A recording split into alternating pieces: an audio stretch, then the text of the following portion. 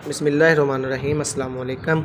आज हम आपको बताएंगे कि हम घर में अपने छत वाले पखे का जब कैपेसिटर तब्दील करते हैं तो हमें अक्सर उसके तार वगैरह खोल लेते हैं।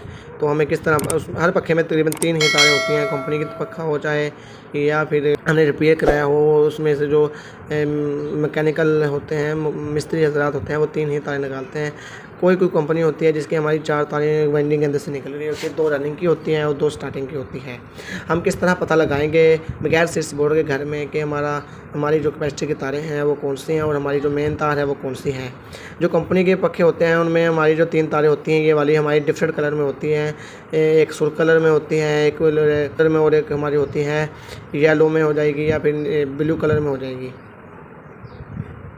और जो हमारी रिपेयर हुए पखे होते हैं उनमें हमारी 2 तारें एक जैसे कलर की होंगी और एक तार हमारी डिफरेंट कलर की होगी। जैसे हमारे पखे में ब्लैक है और 2 वाइट कलर की हैं। तो जो कंपनी के पखे हैं उनमें जो हमारी सुर्ख रंग की तार होगी वो हमारी होगी मेन तार, कॉमन तार होगी। और जो हमारी ब्लैक और ब्लू तार वगैरह होगी, दूसरी तारें होंगी, वो हमारी कैपेसिटी की तारें होंगी। इसी तरह हमारे जो रिपेयर हुए पखे होते हैं उनमें हमारे जो एक ही कलर की तारें होंगी। जिस तरह हमारे पखे में वाइट तारें दोनों वाइट हैं, तो ये सफ़ेद तारें हमारी पखे के कैपेसिटी की तारें हैं। और ये हमारी जो ब्लैक तार है ये हमारी कॉमन तार है। इसमें हमारी वापडा की मेन तार लगेगी और एक हमारी वापडा की जो मेन तार है कैपेसिटर की तार के साथ लग जाएगी।